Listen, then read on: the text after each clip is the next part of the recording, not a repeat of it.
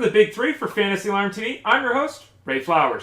Three pitchers to talk about here today, and let's start out with the biggest number of the group, 93.75.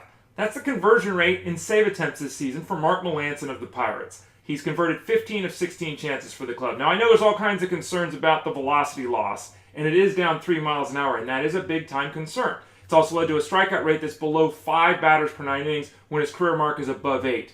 But here's also what I know about Melancon. Only walking 1.8 guys per 9 innings, a very good number. It's only allowed 2 home runs over 25 innings, a very good number. He's got a ground ball rate of 59%, which is slightly above the 56% ratio he owns for his career. That's an excellent number. Melancon knows how to pitch. He's getting guys out because of it. Keep an eye on the velocity. The loss is a concern. The lack of strikeouts does ding his fantasy value somewhat. And he's obviously more apt to get hit around a little bit if he doesn't have that extra velocity on the fastball. But to this point, he's been very effective. And we shouldn't be as concerned about the velocity loss as we were about 3 weeks ago. The second number to talk about today is 6. That's the number of earned runs that Kendall Graveman of the Athletics has allowed in his last 3 starts. In that time, he's got a 3.06 ERA and a 1.36 WHIP. Those numbers, they're probably sustainable-ish. The WHIP is probably, kind of what he's at, league average kind of thing. The ERA probably goes up a bit as we move forward here. But he is someone that looks like a decent spot start right now. In mixed leagues, he's obviously an AL-only option. Now, the Athletics, for now, have got, Scott Kazmir returning to the hill on Friday. They've decided to make Drew Pomeranz a reliever for the time being, give Graveman a shot here.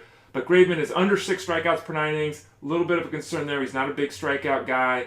His walk rate is a little higher than we like to see, given the lack of strikeouts.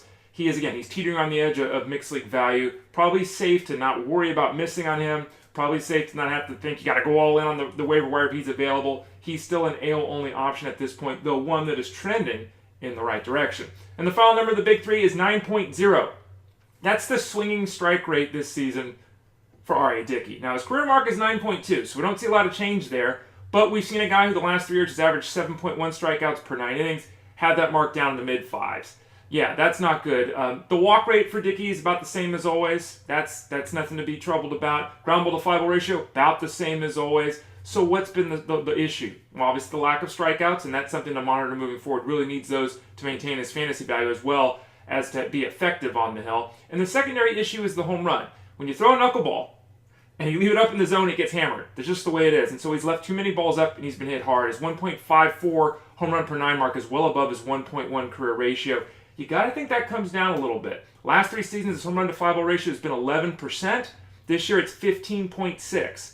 If that number normalizes, we could be looking at Dickey still being a decent spot start in mixed leagues, even though to this point of the season, it's been a rough ride for the righty from the Blue Jays. Thanks for listening to Big Three on Fantasy Alarm TV. I'll talk to y'all again very soon.